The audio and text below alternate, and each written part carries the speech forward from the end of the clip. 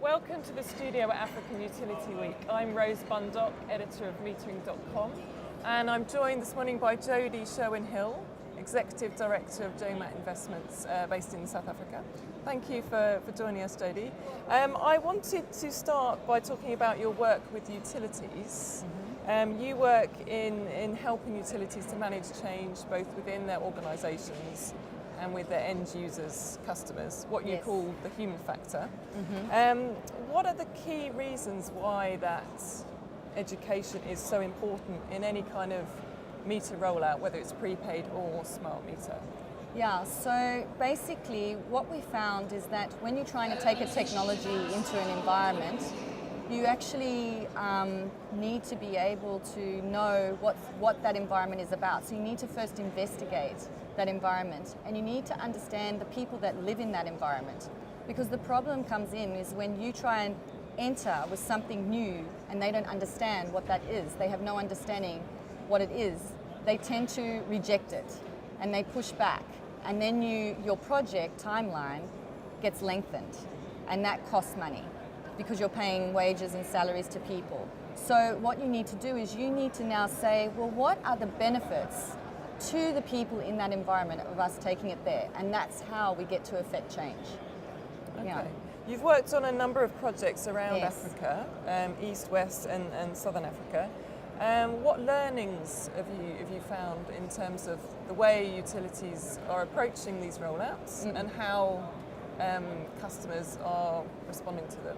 Yeah, so I think people that are taking technology sometimes aren't thinking about the people factor.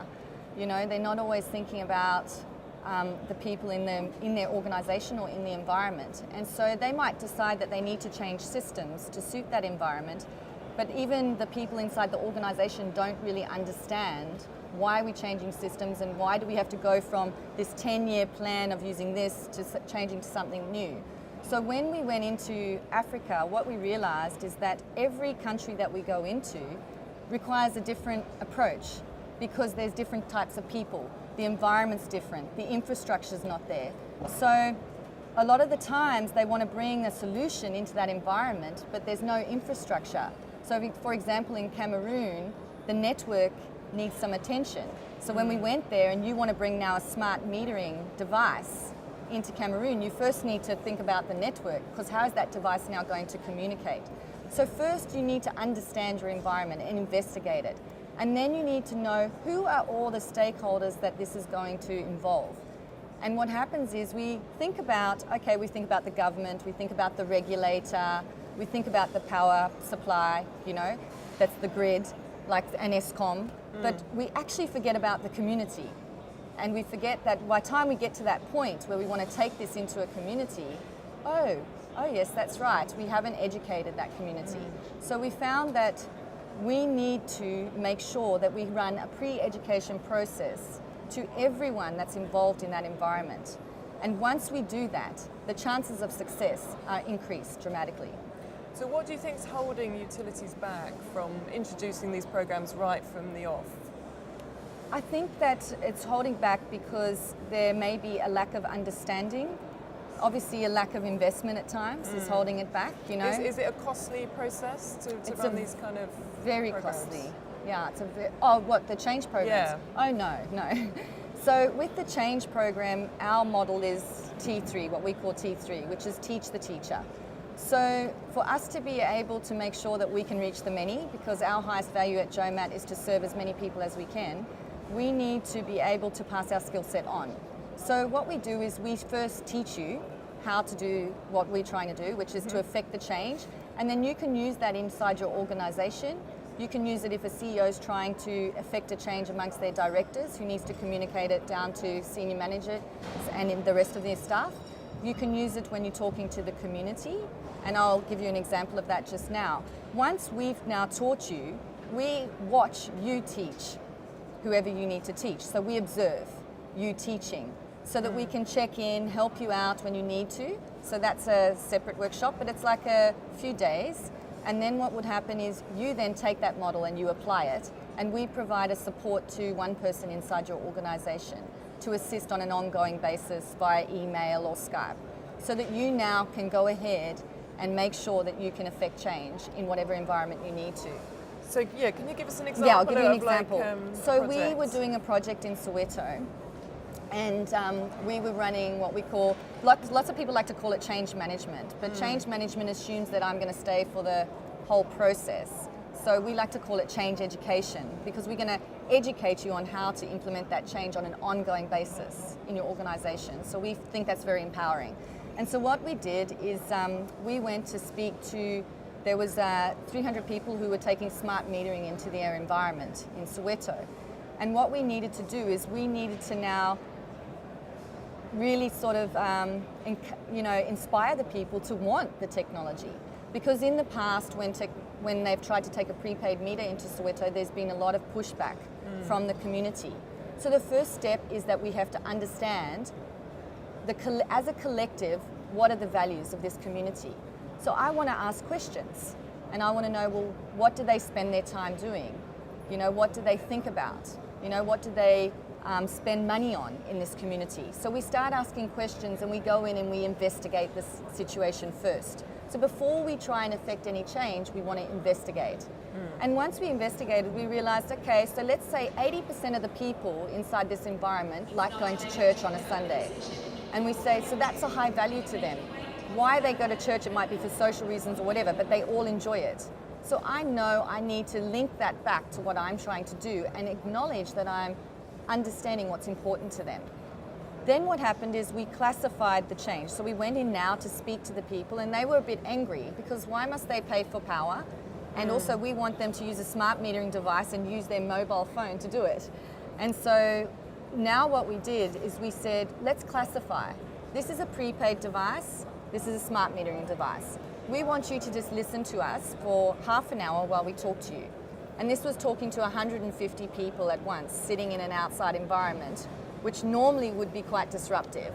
And so they were listening, and we said, we want you to understand. We want to be transparent with you.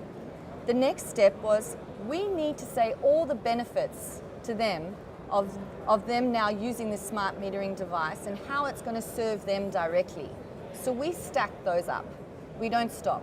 30 or 40 benefits was all we talked about to them. And then obviously we talk about the training that's involved and things like that. And the first question out of 150 people that they asked was, how do I learn how to use my mobile phone to pay for my power? And so the point that I'm trying to make is, if you are considering the people and what's important to them and stacking the benefits directly to them, you will be able to affect the change and take your solution into that market. Okay. So in Africa, we're sort of talking about educating the community about paying for power. Yes. But in North America and Europe, small proportions of the community are pushing back on smart metering through fears of, invasion of privacy or health concerns.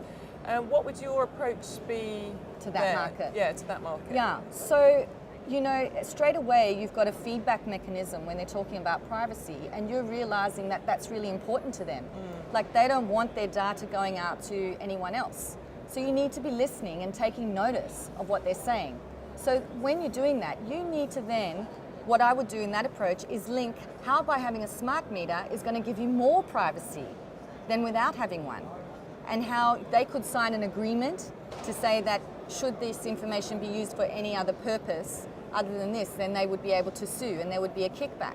So you need to give them the confidence that you're listening to that need, that they want the privacy, and that you're thinking about it, and you're putting something in place that's going to ensure that they remain, that they have it. Instead of just saying, well, bad luck, we're just going to take this into the market and whatever happens. You need to actually listen. And then what happens is when they realize that you've considered what's important to them, they say, okay, we're comfortable with that now.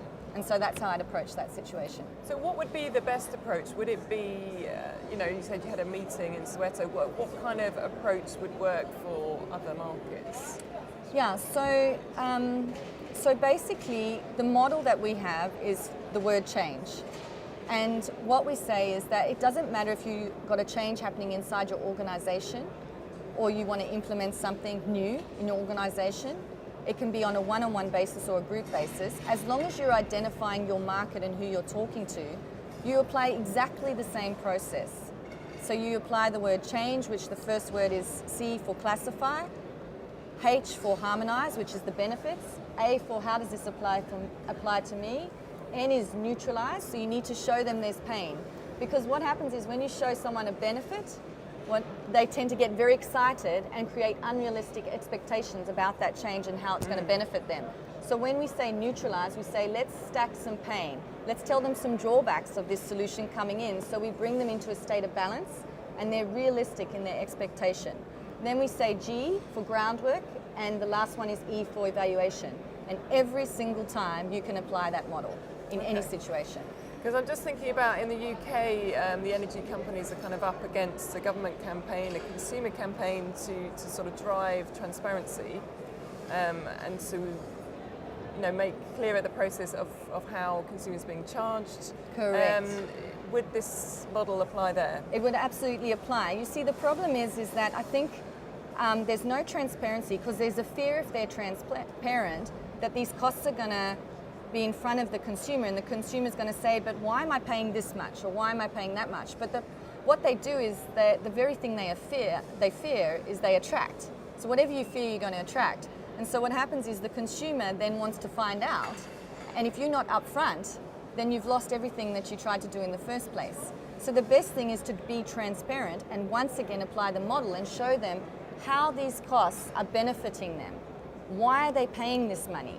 But we tend to avoid it, and that's when that's when you get trouble, so that's So is transparency the sort of most fundamentally important thing for a utility to do when it comes to customer engagement? I believe that if you're not transparent, it's going to come out at some point anyway. It's the law of all lies. Every lie rises to the truth. So basically, if you're not being transparent, at some point it's going to leak these costs that you're charging, and then you're going to have a much bigger problem. I call it either proactive or reactive. That's a reactive scenario, which can be very costly. So proactive is, let's be transparent, let's deal with the pushback early on. At least then when they turn around, we can say, well, we told you that this is the cost we were charging, and you didn't do anything about it, but you were very aware. And then obviously you don't have to deal with these reactive scenarios. Yeah, exactly. Yeah. Jodie, thank you for your time today. Thank you so much. I'm Rose Bundock from African Utility Week. Stay tuned.